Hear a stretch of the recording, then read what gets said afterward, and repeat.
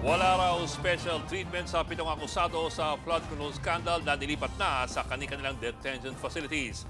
6 ang nasa Quezon City Jail habang nasa female dorm naman sa Campo Karingal ang isang babaeng akusado. Panawagan naman ni Pangulong Marcos sa iba pang nagtatago, sumuko na kayo. Nasa frontline ng balitang yan si Ian Suyo.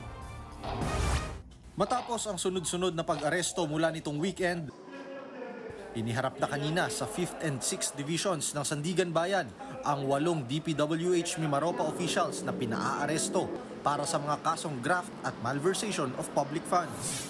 Kaugnay ito ng maanumalyang 289 million peso road dike ghost project sa Nawan, Oriental Mindoro. Inabot ng 5 oras ang booking procedure sa mga akusado at ang pagbaba ng commitment order. Sa 8 inaresto, isa sa kanila ang pinayagang magpiyansa.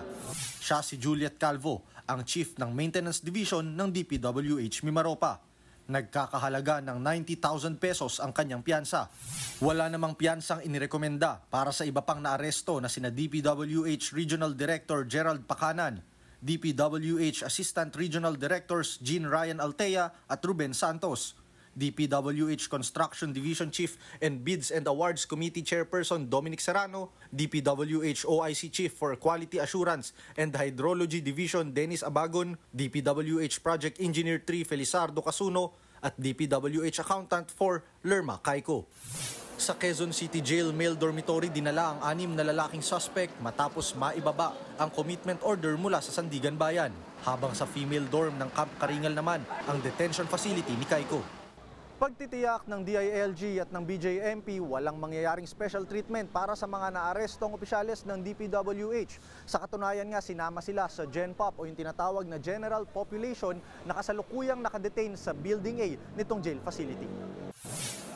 Mahigpit na ipinagbabawal ang paggamit nila ng gadgets, pero papayagan silang tumanggap ng bisita pero sa limitadong oras lamang. Kasama na lang mga regular na nakukulong dito sa Quezon City. As directed by Sandigan Bayan, dalhin sila rito. Dinala namin dito.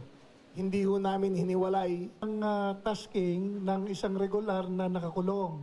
Igising po sila sa umaga, take personal necessities, then kakain, then may saning i-report sa taas. Pwede rin ho silang maglaro dyan ng whatsoever. Panawagan naman ni Pangulong Bongbong Marcos sa mga nagtatago, sumuko na.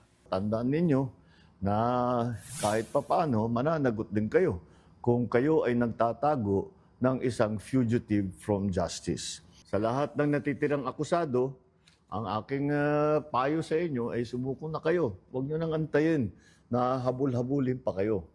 Nagbabalita mula sa Frontline, Ian Suyo, News 5. Mga kapatid, Ed Lingaw po, maging maalam at may pakialam sa mga napapalawang balita sa ating bansa. Para sa mas malilimang pagtalakay at paghimay sa mga issue at headlines, mag-follow at mag-subscribe sa social media pages ng News 5.